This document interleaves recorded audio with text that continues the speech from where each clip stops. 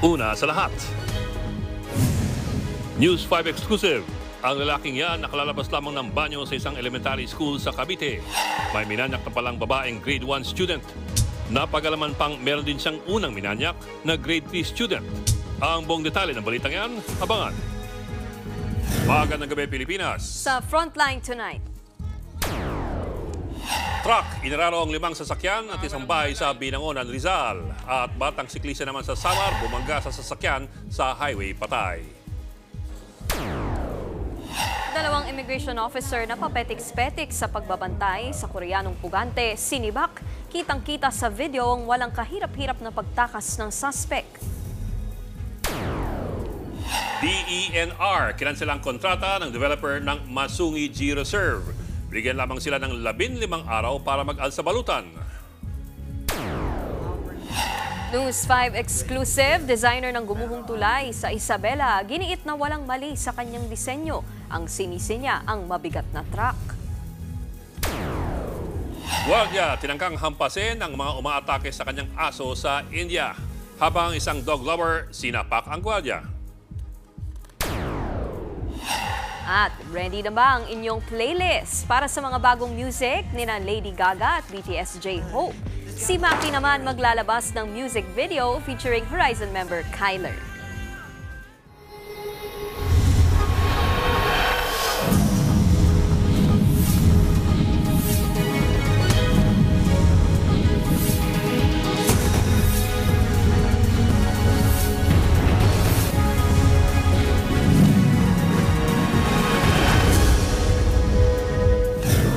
Humaharurot palabas ng kanto ang bisikletang yan nang sumalpok ng pickup truck sa highway ng Eastern Samar. Tumila po ng 11 anyos na biker. Namatay ang biktima. Nakipag-areglo naman ang kanyang naulilang pamilya sa driver ng pickup. Etong isa pang disgrasya sa kalsada, inararo ng truck na may kargang graba ang 5 sasakyan sa Binangonan, Rizal. Sugatan ng driver ng truck na naipit. Nasa frontline ng balitang yan si Faith Del Mundo. Kawawa yung jeep, durog. Grabe, Nagulantang ang mga residente sa Binangonan, Rizal nang madatna ng karambola ng mga sasakyan sa labas ng isang bahay. Tila nayuping lata ang pampasaherong jeep na naipit sa harap ng truck. Ang truck, inararo ang jeep pati ang isang tricycle, motorsiklo, dump truck at e-bike. Natumba rin ang isang poste. Naipit sa loob ng truck ang driver nito. Ilang minuto ang itinagal bago siya nailabas. Base sa investigasyon, nawala ng preno ang truck na may kargang graba. Galing po po sa Bulacan, nawalan po ng preno yung truck. Akong pababa po din sa barangay Panahon. Nag-malfunction po yung brake niya. Sugatan ng driver na si Roland de la Cruz habang hindi naman napuruhan ang kanyang painante. Agad isinugod sa ospital ang truck driver. Nagdulot naman ng traffic ang karambola at nawalan din ng supply ng kuryente sa lugar. Nagbabalita mula sa Frontline, Faith Del Mundo, News 5. Sinibak ng Bureau of Immigration ang 2 tauhan na papetik-petik sa pagbabantay sa isang Koreanong pugante. Kitang-kita sa CCTV na walang kahirap-hirap na nakatakas ang Koreano. Nasa frontline ng balitang yan, Camille Samonte.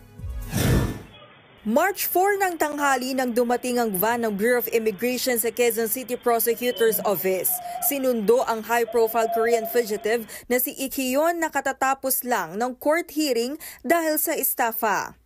Casual lang ang Koreano na naka-t-shirt at naka-shorts. Kapansin-pansin na hindi rin siya nakaposas.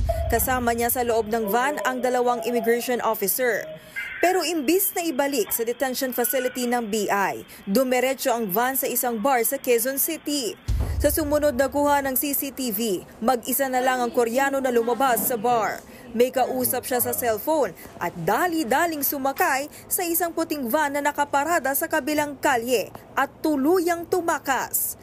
Ayon sa BI, nagpalusot pa ang kanilang tauhan na tumakas ang Koreano matapos mag-CR. Pero sa mga nakalap na ebidensya ng BI, malinaw daw na kasabwat ang 2 BI officer at kasamang driver ng van dahil kitang-kita sa CCTV na hindi bantay sarado si Ikyon. Posibleng wala po na nangyari na connivance, lagayan dito po sa mga taong ito, wala pong pagbabantay na nangyari, na wala man lang humabol. Hinatid pa po siya sa isang lokasyon na hindi naman dapat pinupuntahan ng mga pugante. Si Ikhiyon ay pugante sa South Korea dahil sa panluloko. Naaresto rin siya noong May 2023 sa Clark International Airport dahil sa paggamit ng peking pasaporte. Nakatakda na sanang i-deport si Ikhiyon pero hindi natuloy dahil may Pilipinong nagsampa naman sa kanya ng kasong estafa. Pero ayon sa BI, posibleng gawa-gawa lang ang kaso at kasama ito sa plano para makatakas ang Koreanong pugante. Sa tingin natin, there is also a possibility na this is part of the demand dummy scheme. Kinakasuhan po nila ang kanilang sarili through someone else na binayaran nila upang mas mapatagal po yung pananatili nila dito sa Pilipinas at hindi sila umuwi sa kanilang bansa to face the criminal charges. Nagpatulong na ang BI sa Department of Justice para imbestigahan kung kasabwat din ang mga abogado at prosecutor sa estafa case ni Ikhiyon. Nagkasa naman ang manhunt operation ng BI para muling madakip ang Koreanong pugante. Sa lead ng mga otoridad, nandito pa rin siya sa bansa. Agad namang sinibak ang dalawang kasabwat na immigration officer habang iniimbestigahan kung dapat ding matanggal ang isa pa. Lahat sila ay nahaharap sa criminal at administrative case. Nagbabalita mula sa Frontline, Camille Samonte, News 5. Nilait ng isang lalaki ang ininom niyang tuba sa Cebu dahil hindi raw masarap. Sa galit ng gumawa ng alak, sinaksak niya ang biktima ng 22 beses. Nasa frontline na balitang yan ng ating Visayas correspondent John Aroa, exclusive. Nakasubsob, wala ng buhay at may 22 saksak sa iba't ibang bahagi ng katawan.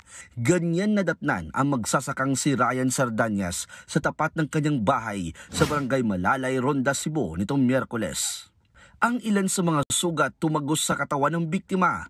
Walang nagawa ang kanyang mga kaanak kundi takpan ang dugo ang biktima. Nangyari ang krimen sa harap mismo ng batang anak na babae ng biktima. Ang itinuturong sospek ang malayong kaanak at kaibigan ng biktima na si Feliciano Berondo Jr., 56 years old.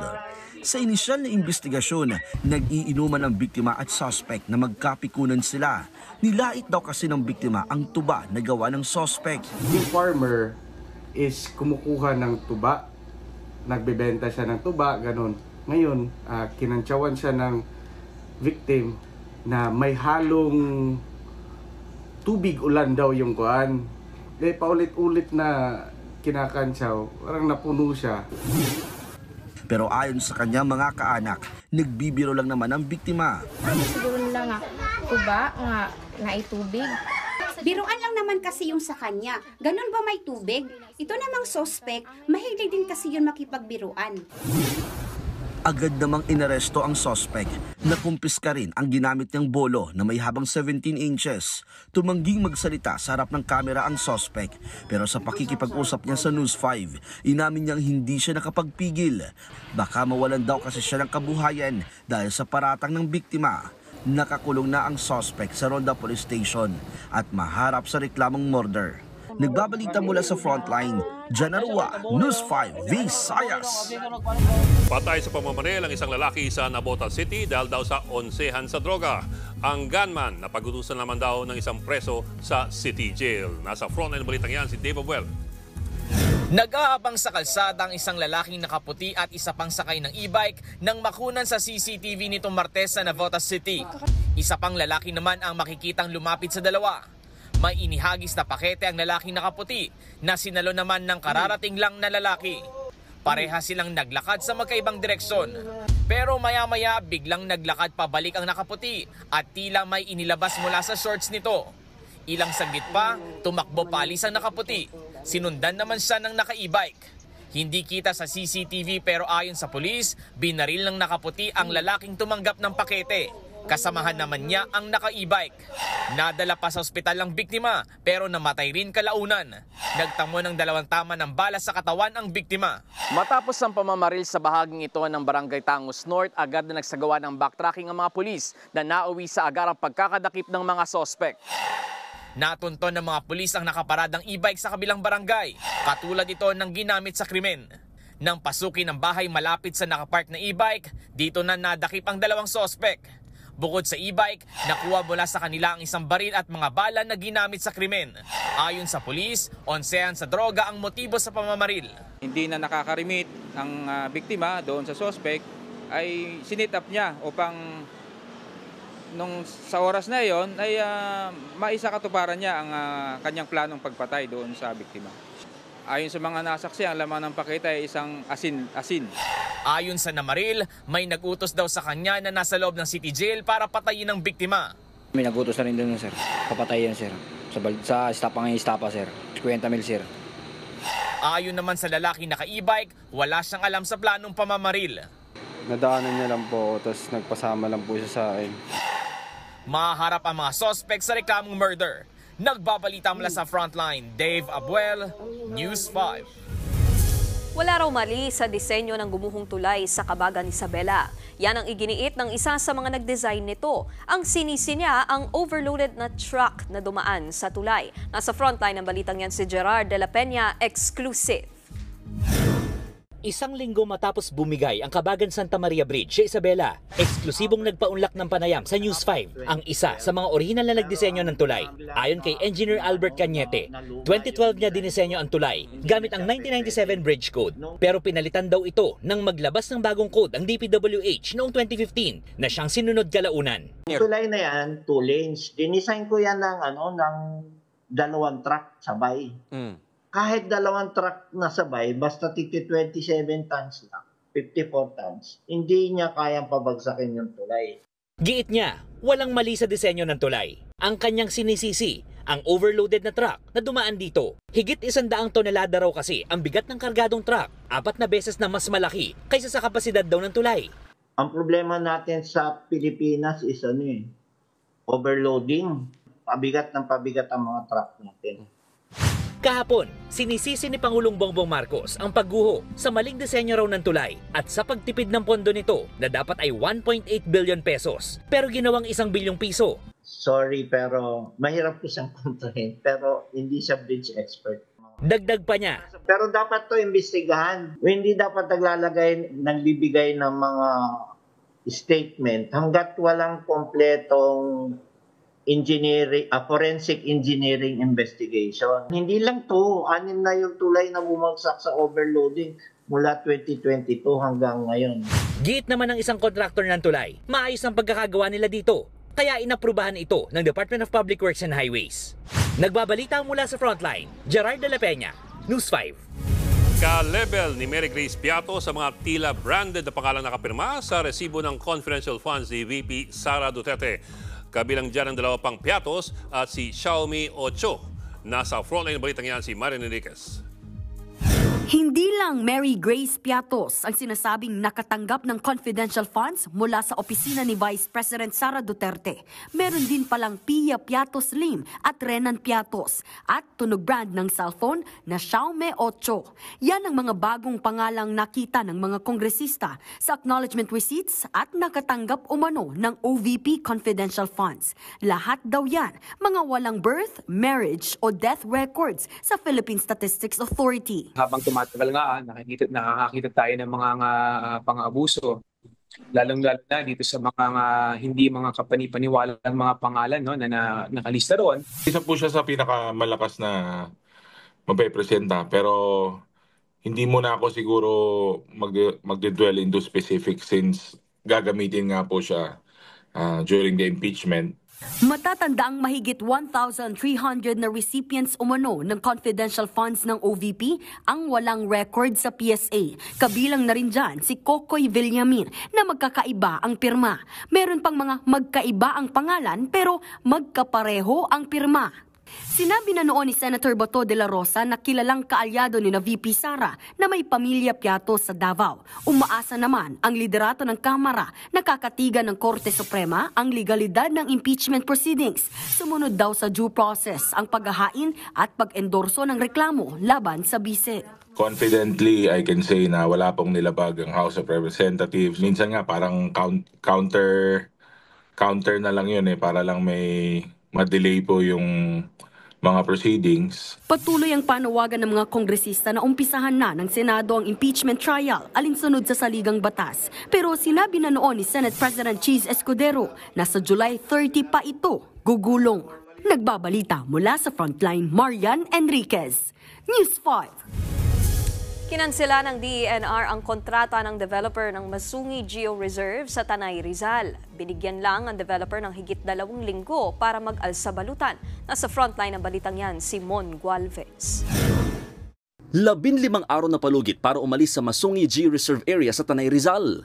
Ito ang utos ng DENR sa Blue Star Construction Development Corporation na siyang namamahala ng pagdevelop sa lugar. Para ito sa 2002 Supplemental Agreement ng DENR at Blue Star kung saan patong-patong na violations daw ang nakita. Kabilang ang paniningil ng bayad sa Masungi Rock Ecotourism Plan, pagbabakod sa bahagi ng 300 hektaryang lupain kasama sa kontrata, hindi pagpapasok sa mga taga-DENR at hindi pagtatayo ng 5,000 pabahay alinsunod sa naunang 1997 Joint Venture Agreement. Up to now, wala pa po silang nagagawang housing unit doon sa 300 hectare area covered by the 2002 violations. Ang ginawa po nila is gumawa ng mga trails, gumawa ng mga web doon sa Masungi Karst area.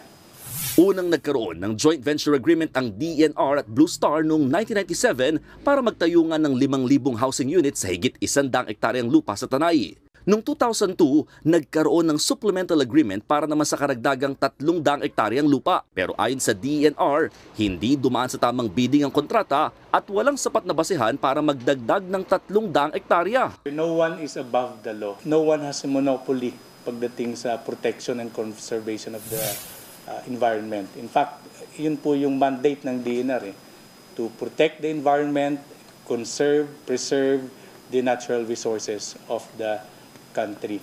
Pinag-aaralan na ng DENR ang pagkasampa ng kaso laban sa developer at ang mga kawani ng gobyernong sangkot sa katiwalian. The government is not bound by the mistakes of its agents. Kung may pagkakamali man, hindi ibig sabihin na hindi na natin na-actionan ito. A-actionan natin to and we will further investigate kung sino yung kamali rito.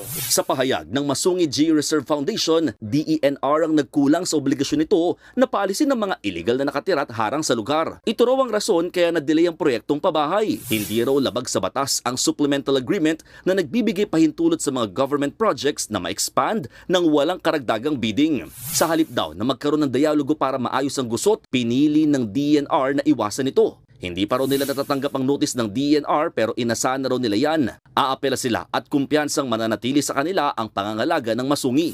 Ang DENR naman, tiniyak na kaya nilang i-take over ang Masungi Geo Reserve Area. Nagbabalita mula sa Frontline, Mon Gualvez, News 5.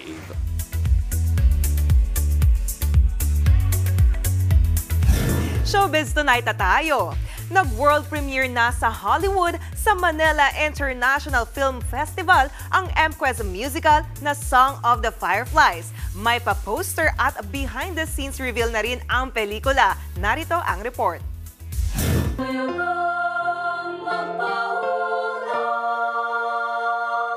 Natatanging talento sa pagkanta na may dedikasyon at pride. Mas paghahandaan natin ang competition. Based on true and inspiring story ng Lubok, children's choir at mentor nitong si Alma Taldo ang mapapanood natin sa musical film na Song of the Fireflies. Kilala ang school choir na mula sa Bohol sa kanilang world-class performances. This group represents our province. Let's give the children another chance to dream.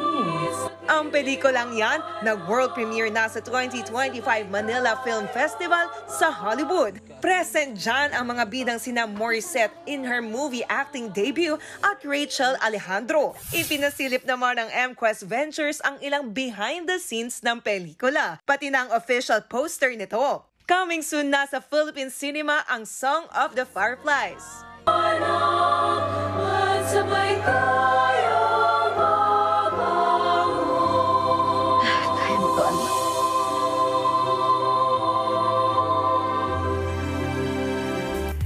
Eto pa, pumapag-ibig na ulit ang karakter ni Isabel Oli sa kapatid serye na Ang Himala ni Nino. Sa latest episode, bumalik na sa bukang liwayway si Alfie, played by Geoff Eigenman. Kaya naman kinilig dyan si Hershey na role ni Isabel. Chika ni Isabel sa launching ng bagong multivitamins ng Unilab, there's more to expect pa raw sa magiging twist sa kanila ni Alfie. Kung ano yan ang tutukan natin sa Ang Himala ni Nino, 11:15 a.m. weekdays dito sa TV5. Hindi na siya yung parang strict lang or alam mo yun, si kontra sa lahat. Yeah, na medyo may twist na ganun. Siyempre, abangan nila kung ano talaga mangyayari sa dati niyang crush. Kung meron bang magic na may mangyayari ba sa kanila. Mas marami pa akong may init at chika mamaya, kaya dyan lang kayo. Susunod, News 5 exclusive. Lalaki, hinahunting dahil sa pangmamanyak daw ng mga bata sa isang eskwelahan sa Tanza, Cavite. Lalaki sa India, kumusta na kaya matapos atakihin ng mga aso? At kabi-kabilang engagement sa renewal of vows ng mga sikat. Magbabalik pa ang Frontline Tonight. Mga kapatid, Ed Lingaw po, nasa Estados Unidos, Canada o saan mang dako ka ng mundo, manatiling may alam at may pakialam sa mga mainit na balita dito sa ating bansa. Simulan natin ang bawat araw sa tuloy-tuloy na balitaan sa Frontline. Mag-follow at mag-subscribe sa social media pages ng News 5.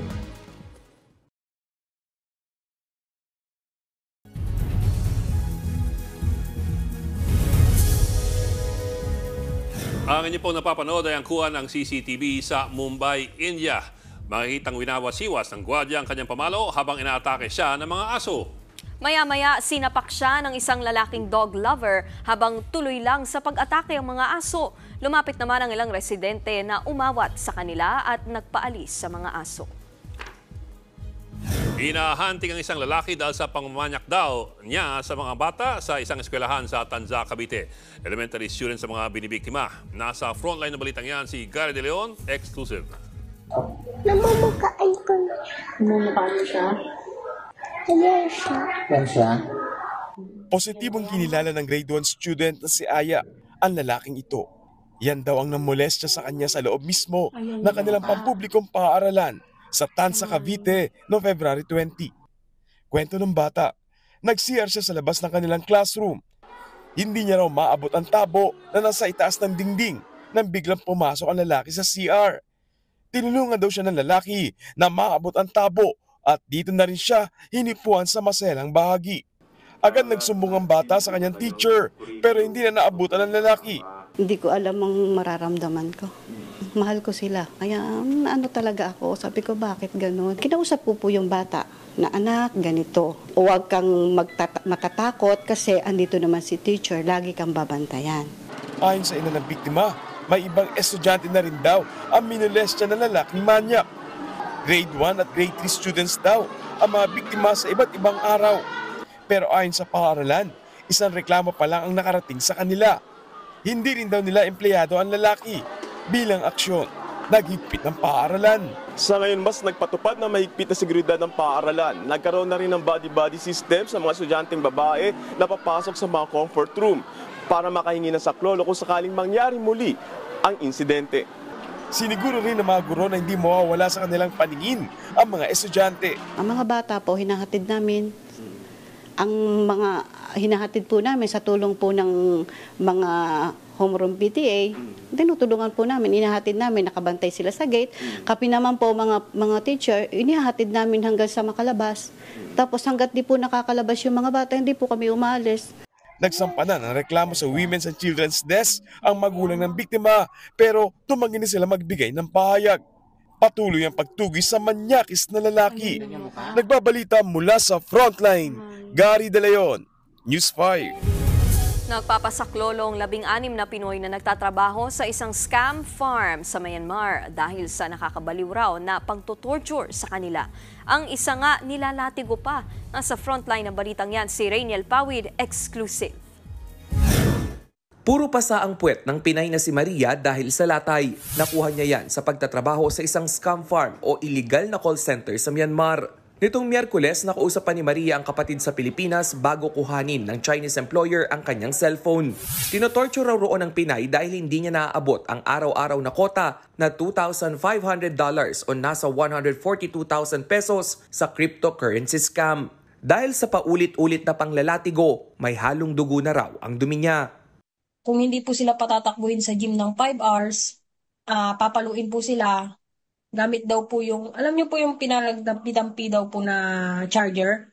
Yun po. Tapos may mga wire daw po, yung pag tumama daw po sa'yo, talagang masakit po kasi bumabaon daw po yung wire. Naging trabaho rin daw ni Maria ang pagre-recruit ng iba't ibang lahi para maging empleyado ng scam farm.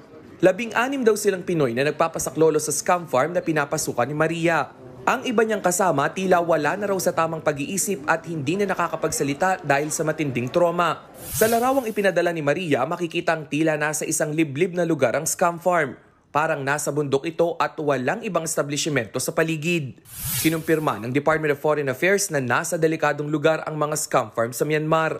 Karamihan, if not major, yung hindi lahat, ay nandoon sa mga areas na kontrolado ng mga rebel groups. Beware of offers to work in Southeast Asia even without work visa. Sa ngayon, nakikipagtulungan na ang pamahalaan sa Thai at Myanmar government para sa mabilis na repatriation ng mga biktimang Pinoy. Maproseso man, iniikayat ng gobyerno ang mga Pilipino na dumaan sa DMW Registered Employment Agency upang hindi maging biktima ng transnational scam farm industry. Talamak umano ang scam farm recruitment sa Cambodia, Myanmar, Laos at ilang bahagi ng Southeast Asian region. Nagbabalita mula sa Frontline, Rainiel Pawid, News 5.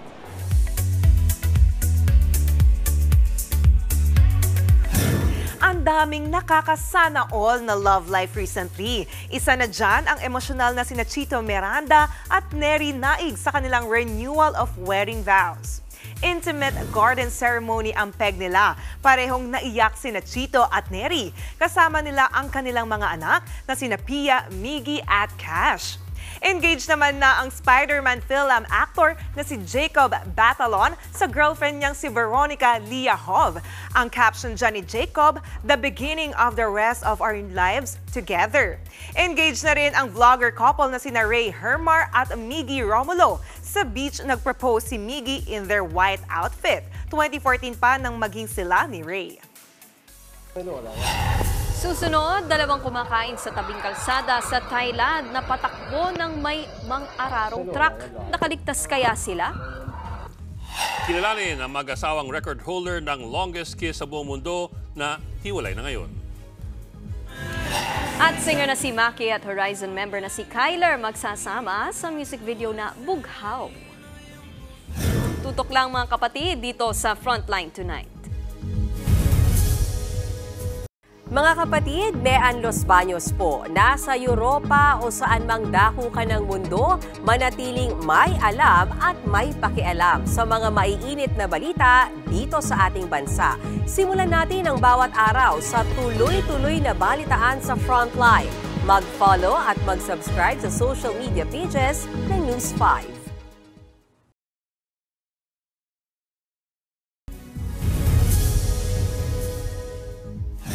Muntik nang araruhin ng truck ang dalawang magkaanak sa Thailand. Sa kuha ng CCTV, makikitang kumakain ng dalawa sa labas ng kanilang bahay sa tabing kalsada. Ilang saglit pa, biglang sumulpot ang truck na nawalan ng kontrol.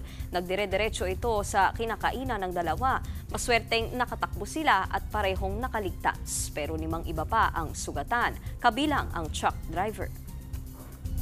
Naghiwalay na mag-asawang record holder ng longest kiss sa buong mundo. 2013 ang masungkit ng Thai couple na sina Eka Chai at Laksana Tiranarat ang title sa Guinness World Record. 58 hours and 35 minutes silang naghalikan ng walang hintuan. Halos 2.5 araw po yan. Sa isang podcast, tinamin ng lalaki na hiwalay na sila pero hindi naman binanggit ang dahilan. Pero manatili raw sa kanyang alaala ang kanilang happy moments sa pag-break ng world record.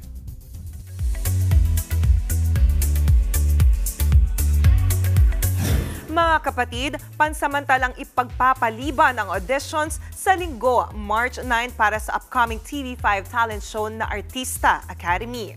Paliwanag ng production team, hindi tuloy ang audition sa TV5 Media Center dahil sa inaasahang pagdagsa ng mga mag-audition at dahil na rin sa pabago-bagong lagay ng panahon. Gusto raw nilang lalo pang mapaghandaan at masiguro ang kaligtasan ng mga mag-audition. Stay tuned dito sa TV5 sa aming social media pages para sa bagong schedule ng auditions. Abangan, negosyante sa Pangasinan, umi-ekstrang tagapulot ng mga basura sa tabing dagat. At ang back-to-back comebacks ng K-pop stars na sina J-Hope at Jennie, pati ang latest album ni Lady Gaga. Tuloy-tuloy ang balitaan dito sa Frontline Tonight. Mga kapatid, Ed Lingao po, nasa Estados Unidos, Canada o saan mang dako ka ng mundo, manatiling may alam at may pakialam sa mga mainit na balita dito sa ating bansa. Simulan natin ang bawat araw sa tuloy-tuloy na balitaan sa Frontline. Mag-follow at mag-subscribe sa social media pages ng News 5.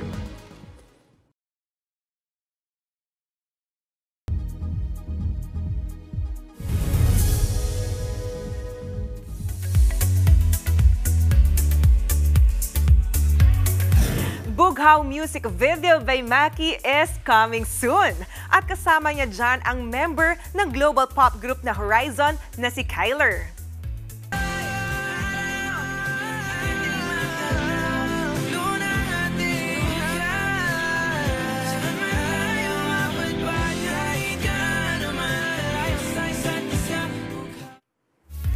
Set during their school days ang peg ng music video, base sa trailer nito nakakalabas lang tonight.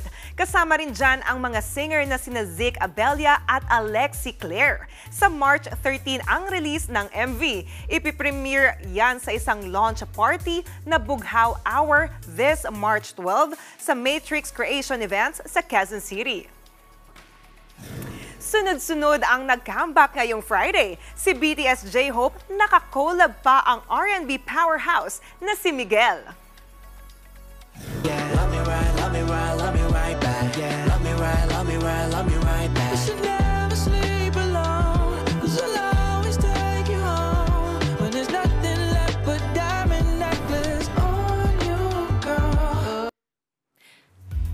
Yan ang kantang Sweet Dreams. First release song yan ni Hobby after ma-discharge sa military. Smooth fusion ito ng R&B, pop, and hip-hop na tungkol sa desire to love and be loved. Isa pang nag-comeback today, si Blackpink Jennie with her first full solo album na Ruby. Ilan sa mga kanta niya ang collab song nila ni Dua Lipa na Handlebars. May bago rin siyang music video about staying true to oneself na Like Jennie. Don't boast, take it to the chorus. Wanna rock with Jennie? Keep your head down, nails done like Jennie. Ask God, I'm obsessed like Jennie. Like Jennie. I think I really like Jennie. Haters that don't. Today rin ang release ng 7th studio album ni Lady Gaga na Mayhem. May pa-Little Monster press con pa nga siya para riyan. Kabilang sa album ang mga nauna niyang mga kanta like Abracadabra, Disease at ang Die With a Smile with Bruno Mars. At yan ang latest and hottest sa Frontline Showbiz tonight. Ako si Johnny Alipon. Happy weekend mga kapatid!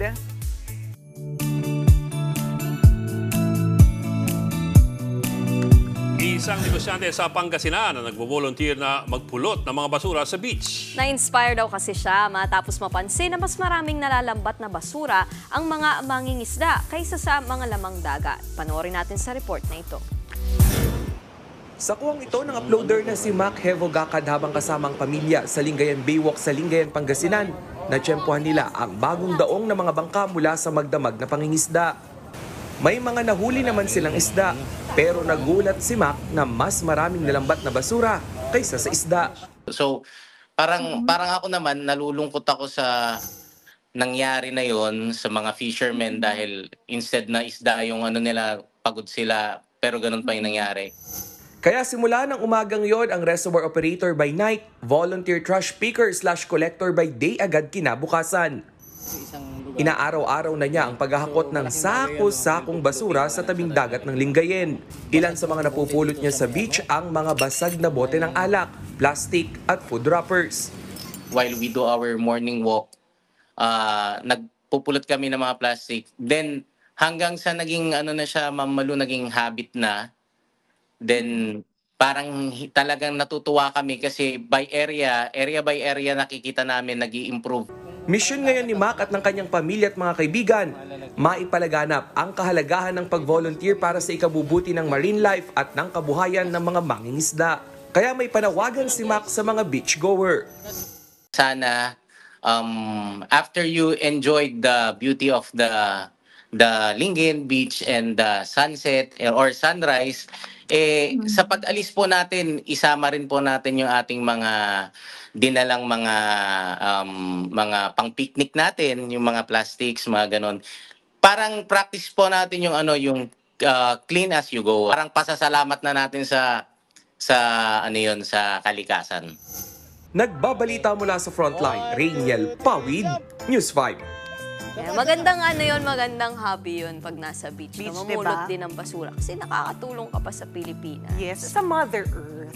Kasi ako, ang hobby ko lang usually sa beach ay manghusga ng tao. Ay, grabe manood siya. pala, mag-people watch, no? At eto nga, at least, diba? manghusga ng tao, hindi naman. Pero mga kapatid, bago po natin matapos itong linggo na to, hindi po tayo papayag na wala ang entry ng nag-iisang Edligaw. Masasabi niyo ba, sir? Approve ba? Tama ba? Accurate ba? Accurate. Ganyan ba nakikita mo sa salamin, sir? Sa umaga? Parang maliit ang ulo. Diba? Mr. Hunk Edligaw. Parang kahapon lang. Isang Hank. Kasi sanay tayo naka-quote si Sir Ed. Pero may na-Facebook ko sa isa story sa yung Thai couple na naghiwalay kahit kanilang longest kiss sa Guinness World Record. Yes, sir. 56 hours, ha? 53 hours. Tapos, sabi naman niya, happy moments daw nila. So, siguro saya-saya niya, no? Sa loob ng 53 hours na... Paano... Hindi sila nagbabanyo ng dalawang araw? Yes, yun nga eh. Saya-saya nga daw nila. Paano sila kakain? Basta ang saya ng moment nila. Teka, sisiya lang ako. Ayan Happy moments nga naman. Yan po ang nag-usapan natin. Sir naman, dapat ikaw yung pang-last. Saan na napunta? Buti biyernes na. Yan po ang 45 minuto pag-himay sa headlines. Balitaan at diskusyon para sa paghubog ng matalinong opinyon. Kami yung kasangga sa pagbabalita. Sa ngalan po ni Mayan Osmaños, ako si Nikki de Guzman. Ako po si Ed Lingao. Hanggang sa Lunes mga kapatid, magandang gabi.